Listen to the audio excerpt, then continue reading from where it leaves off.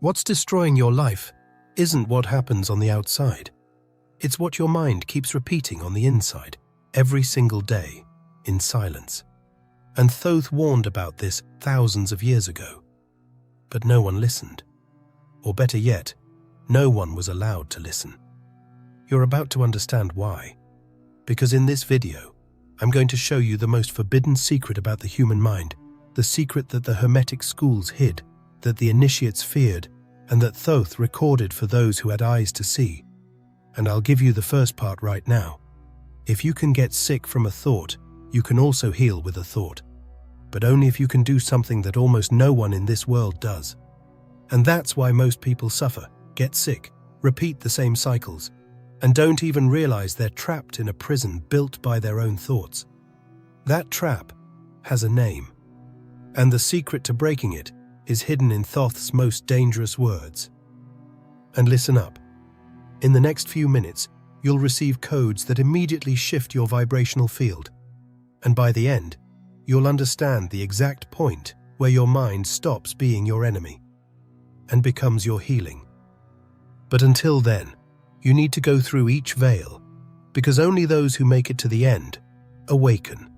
So if you feel like there's something wrong in your field, in your body, in your emotions, if you feel like you're being sabotaged by something you can't even explain, don't leave this video, because the key is already here.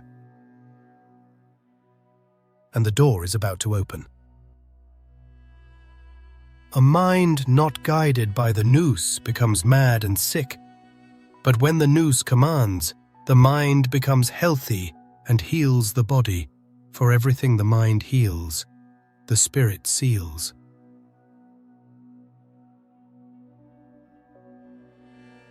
You can smile on the outside, say everything's fine, pretend that nothing affects you. But if your mind is filled with fear, unresolved anger, repetitive thoughts of failure, injustice and pain, your body will receive that command, and it will obey. Hermeticism has always warned, everything that exists in the physical plane was first a vibration, a shape, a field, a pattern. This is the law of correspondence. What is above is like what is below. What is within is like what is without. What does this mean in practice? That if you feed dense, self-destructive thoughts or ones filled with resentment, sooner or later that will manifest. First in the emotional field, then in the energetic field, and finally in the body. This is now known as psychosomatics. But the ancients already knew this long before modern science. Thoth said that the body was the temple of the spirit, and that every illness was, above all, a rupture between the mental and the divine. When that connection breaks, the body begins to absorb psychic residue, like soil poisoned by the very source that was meant to nourish it. And this doesn't happen overnight. It's a slow process, a silent one. You feel some tension in your back here, some insomnia there, constant nausea, skin irritation. And you blame stress, traffic, the weather, food. But the root is something else. It's in the way you've been thinking. Or better, in how you've been letting your mind repeat the same circuits every day without interruption. Repetitive thought patterns aren't just abstract ideas. They're real vibrational fields. And these fields start to soak into your system like smoke darkening the walls of a house. At first, it's barely noticeable. But after a while, everything begins to darken. And if you don't stop, the air gets heavy, the ceiling starts to crack, the foundation begins to give way. And suddenly, you're sick, exhausted, out of energy, without knowing why. But now you know. Your body is just following the script your mind wrote. And if you're writing every day that the world is dangerous, that you don't deserve love, that your life is a failure, that your destiny is to suffer, the body records all that as truth and starts reacting accordingly. It creates symptoms, it gets sick, because it's trying to warn you that something is out of alignment. And the cruelest part is that most people, when they feel the symptoms, try to fight them with medication, with distractions, with denial. But they don't go to the root. They don't return to the original field where it all began. What field is that? The mind. And not just any mind, but the unconscious mind, automated, intoxicated by a constant flow of thoughts that no longer serve you. That's why, even after treatments, surgeries, therapies, and diets, many people remain sick. Because the body tries to recover, but the mind keeps sending the same commands, and no cell can survive under a vibrational order that says, "You're not enough, you're in danger, you're worthless." The body sacrifices itself for the mind. And if you don't change that command from the top down, it will keep getting sick, because it's loyal, it's obedient, and it was made to serve you, but not to carry forever the pains your mind refuses to release. Now you understand that obedience of the body is not punishment. It's reflection, it's correspondence. And once you understand that, you can no longer ignore the power your thoughts have over every cell, every organ, every beat of your heart. But when that mental command stays distorted for too long, there comes a point when trying to heal with positive thinking doesn't work anymore, because the mind that caused the damage has already lost the strength to reverse it. When overthinking can destroy you. You start to believe you can fix everything just by thinking differently, but what actually happens is that you dive even deeper into a cycle of rumination, a loop of expectations, frustrations, and desperate attempts at self-control. At this point, the mind is no longer just out of balance, it begins to implode. Trying to fix what it itself broke, it becomes your only point of reference. And when all you have as a foundation is a mind that's exhausted, disconnected from the soul, from awareness, and from the body, it collapses. Alchemy called this process putrefactio, the stage where the old substance rots so that something new can be born. But when this putrefaction happens on the mental plane, and there's no awareness to observe the process, what should have been a transmutation turns into self-destruction. It's like you're inside a house on fire, and instead of getting out, you start looking for explanations for the fire, trying to figure out who lit the match, in which room it started, how many degrees the heat is, while everything around you collapses. That's what the mind does when it enters collapse. It tries to control the uncontrollable, rationalize what cannot be rationalized, resist the inevitable. The mind, in this state, no longer seeks healing. It seeks survival within the pain, because pain has become the only known territory, and everything that's familiar, no matter how destructive, gives the mind a false sense of safety. But that safety comes with a price, and the price is high, because thinking too much, without direction, without alignment, without breath, can lead you to a state where the body starts to give in and your life energy begins to fade. You don't notice this overnight, but over time, exhaustion becomes normal. Discouragement becomes part of your routine. Emotional numbness, disinterest in things, disconnection from the present moment, all of that starts to feel like just a phase. But it's not just a phase, it's a progressive collapse. It's the result of a mind that wasn't heard in time, a mind that became the center of your existence, but wasn't designed for that.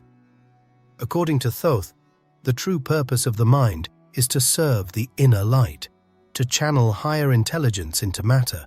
He said, "You shall separate the subtle from the dense with great patience and wisdom." In other words, the mind should be a bridge between the invisible and the visible, between the spirit and the body. But when it disconnects from the source, it stops serving the sacred and starts serving only itself, and that inevitably leads to collapse. You start thinking about everything, all the time, without stopping. You analyze, compare, anticipate, revisit, plan. Your mind creates 1,000 possibilities per minute, but none of them bring relief. None of them soothe. Because none are connected to the now. None are rooted in presence. They're all floating in fear, in control, in the anxiety of solving something that could only be dissolved with silence. But in that state, silence feels like a threat. The inner void is frightening. The pause is uncomfortable, because the mind has created such a noisy universe inside you that any attempt to quiet it is interpreted as danger. And that creates a paradox. You want to heal, but you fear the silence that could heal you. This is the most delicate moment, because if nothing is done here, you could end up thinking yourself out of existence, not physically, but vibrationally. You start to disappear from yourself, start living on autopilot, start losing the ability to feel, to care, to recognize yourself. And that's why the risk is real. But even at this advanced stage of collapse, there's still a gap. There's a crack, a vibrational opening where reversal is still possible. It's subtle, almost imperceptible, but it exists. And if you recognize it in time, it can be the beginning of a new path. This crack, this delicate point between collapse and recovery, is where everything can start to change. But here there's no room for spiritual pride or false certainties.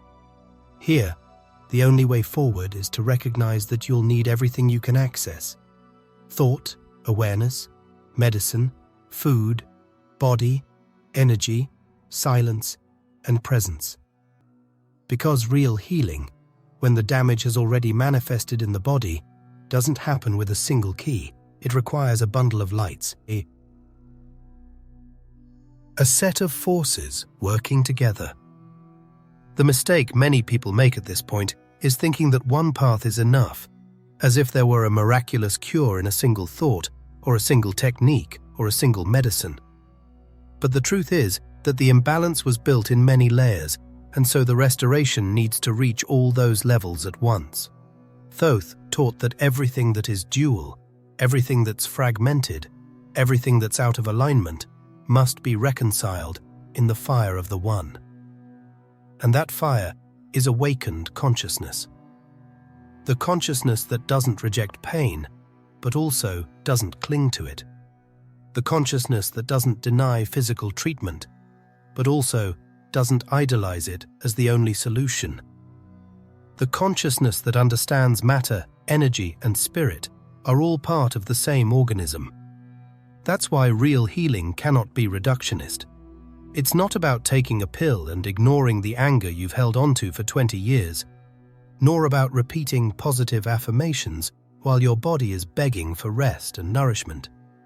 And it's also not about relying only on medicine and forgetting that your mental field is sending out commands 24 hours a day.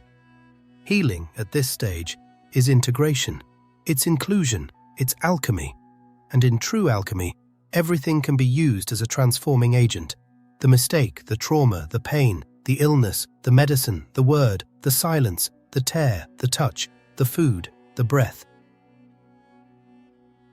Everything can serve transmutation when it's in service of consciousness. Nothing is discarded. Nothing is denied. Everything is seen, recognized, and reorganized. This is the moment when the ego suffers most, because it wants to fix everything on its own. It wants a quick answer, an infallible formula, a secret technique that brings instant relief. But Thoth was clear. The ego that tries to control the soul's process only delays healing. Because the ego operates in separation, and healing happens in unity. That's why, many times, before things get better, you feel like everything got worse. Because the disconnected parts of you start to emerge.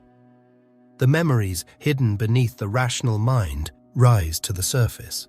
The body begins to release what was accumulated over years. And if you're not aware of this process, you might think you're failing. But you're not. You're rediscovering, defragmenting, reintegrating. But that takes courage. because facing everything you've tried to hide your whole life is challenging. There's no real healing without that internal exposure, without that humility to recognize that maybe you lived for a long time believing you could handle it all alone, that you could ignore the body, that you could silence the soul, that you could numb yourself with positive thinking while everything inside was screaming for truth. But now the moment has come to change that. And for that change to happen, for this reintegration process to begin, something must stop immediately. A cycle, a behavior, an invisible pattern that operates inside almost everyone without being noticed. And if it's not interrupted now, it will keep sabotaging every attempt at healing, growth, and freedom. The thought that almost always leads to the end. This invisible pattern, which keeps running without being noticed, has a name: self-betrayal. And it doesn't happen through big gestures. It happens in silence, behind the scenes of your own thoughts. When you feel something true but ignore it. When a clear intuition arises, but you rationalize it until it's suffocated. When your body asks for a break, but you say you don't have time. Little by little, you begin to wound something inside yourself that can't fight back. That quiet part is your nous, as described in Hermeticism. It's the divine spark, the purest consciousness that lives within you. It doesn't speak loudly, nor use logical arguments. It simply vibrates. It just radiates truth. But when you let your thoughts spread without awareness, taking up all the space, it starts to get buried. Until the point where you can no longer feel it. You no longer know what you really want. You don't even remember what it feels like to be at peace.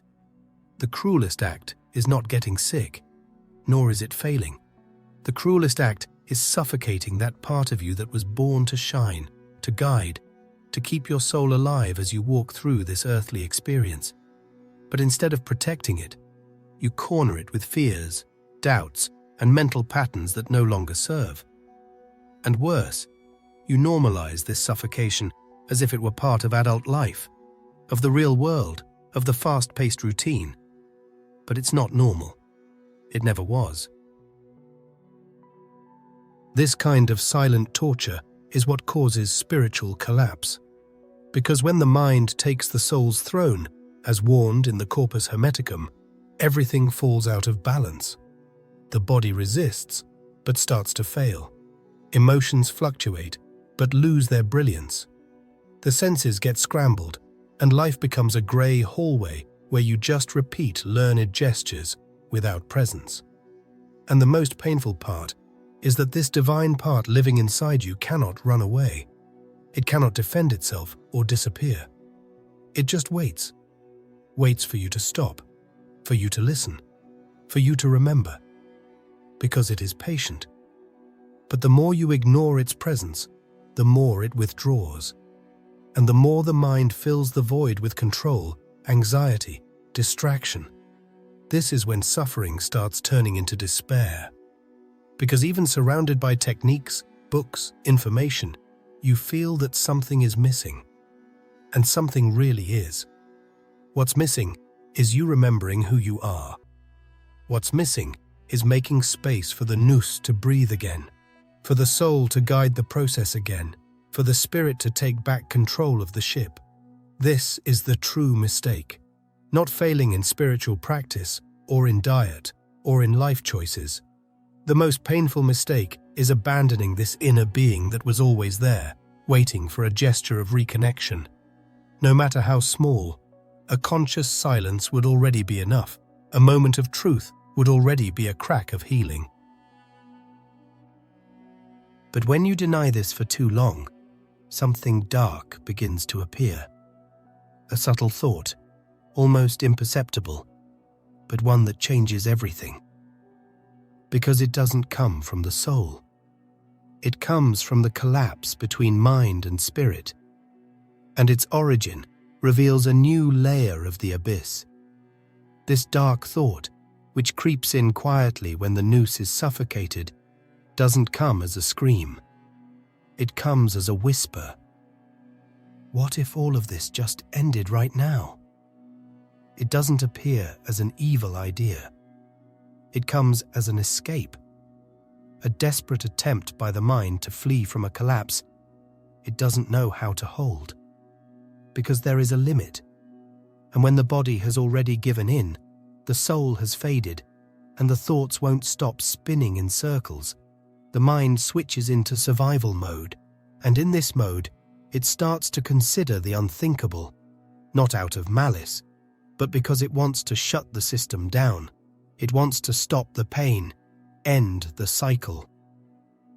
In spiritual alchemy, this moment is called nigredo, the Black Death, a deep stage in the initiatory process. It's when everything goes dark, when the being dissolves, when all points of reference vanish, when nothing seems to make sense anymore. The old no longer serves, the new hasn't arrived, and the self, in the middle of it, floats as if being pulled inward.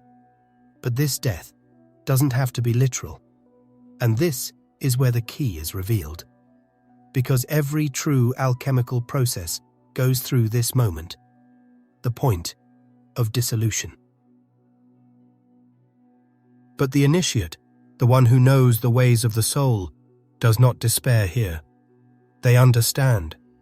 They feel the despair, yes, but they recognize this is part of it. This is the rock bottom needed for the new to begin to take shape.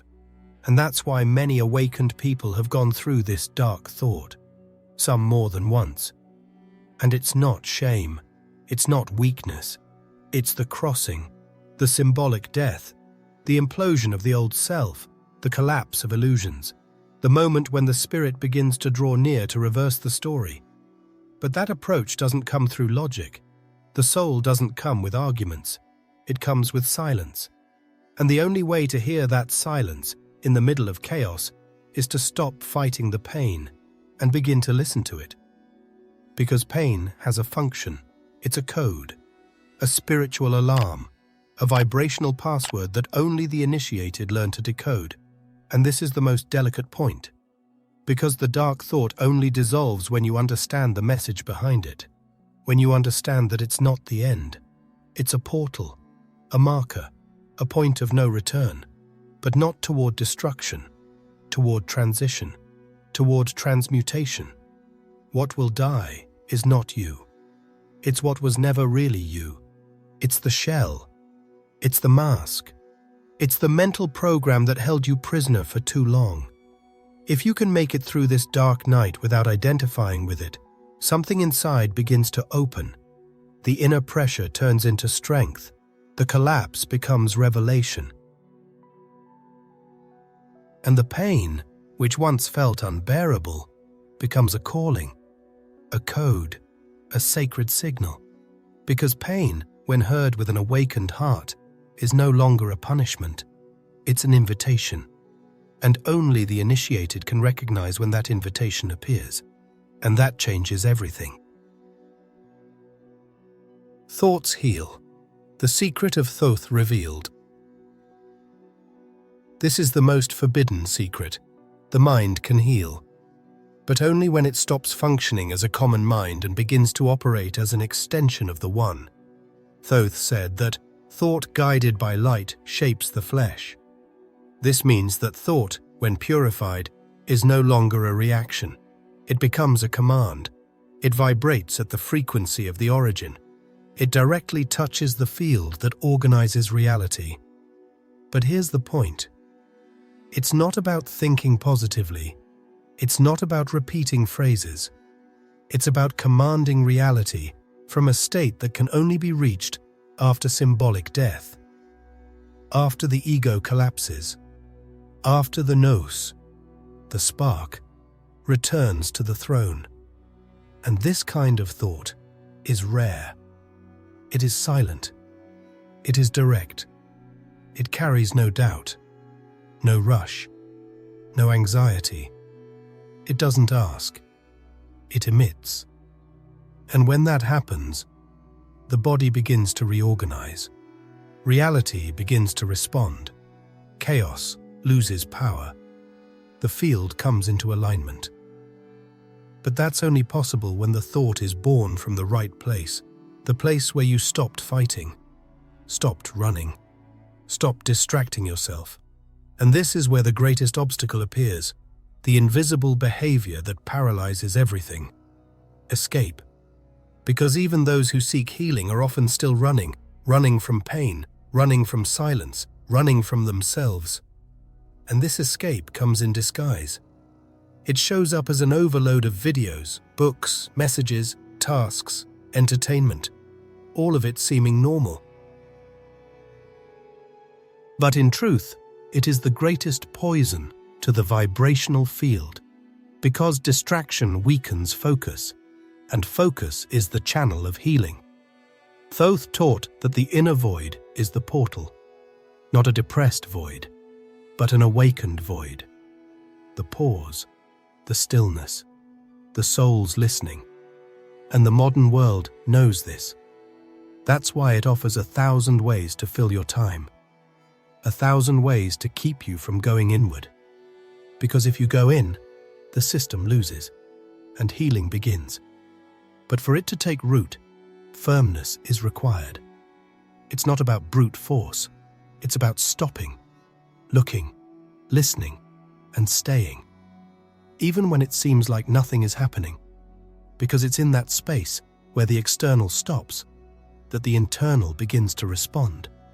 And when that happens, something around you changes, something you don't control. The return to the throne, the mind that heals everything. You no longer need to protect yourself from life, because life stops being a threat. The vibration shifts. The body is still the same. The problems might not have disappeared, but the field no longer responds the way it used to. Fear doesn't get triggered. The internal noise calms down. The world remains the same, but your lens has changed, and that changes everything. This is the beginning of true regeneration, because when the inner eye awakens, it doesn't see the world as it is. It sees the world as it vibrates.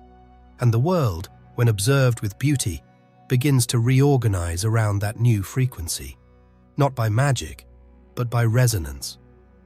You start to notice signs, synchronicities, small openings where there were only blocks before. Situations that once seemed locked begin to shift. The chaos around you slows down, and not because it disappeared, but because your vibration stopped feeding it. At this point, the field begins to respond, not by force, but by alignment. You no longer try to force healing. You become the field where healing happens, and that's when everything flips. The mind, which once was the enemy, becomes an ally. It's no longer a prison. It becomes a tool. It no longer drains energy. It distributes it. You begin to remember your origin, that the mind was made to serve, not to rule. And in that moment, without even realizing it, you reclaim the throne of inner creation. And now, you can see clearly, you were always in command. But you had forgotten, and there's no blame in that. Forgetting is part of it. Mistakes are part of it. Pain is part of it. All of it are steps that prepare you to return to your center. This is the moment the initiate understands. It's not about destroying the mind. It's about consecrating it, educating, redirecting, and from that, healing. Thoth already said, "The man who rules the mind rules the gods." Because when the mind serves the spirit, it becomes a bridge, it becomes a channel, it becomes a creative verb. And you weren't born to live intoxicated by thoughts. You were born to govern them. You were born to access the vibration that organizes reality and turn it into medicine. If thought was capable of making you sick, then the same thought at the right frequency can heal you. And this is where the choice becomes clear. Either you keep feeding the poison, or you start emitting the antidote. This is the return to the throne. Not a throne of ego, but the silent throne of awakened consciousness, the one that doesn't rule by force, but by coherence. And when that happens, life begins to respond. If you've made it this far, comment down below. My mind now serves me. This phrase isn't just text, it's an activation. It's you declaring that you've taken back the throne of your consciousness. And if this content truly touched you, and you want to support the channel more directly, there's a link in the first pinned comment where you can contribute any amount and help spread more content like this to the world. Any support means a lot to me and to the growth of the channel, but just the fact that you watched until the end already helps me immensely. You can also share this video with someone who needs to remember who they really are. And don't leave just yet, because I saved a special video for you. It's right there on the screen now. Click on it, and I'll see you there. Because the next step in your liberation begins right there.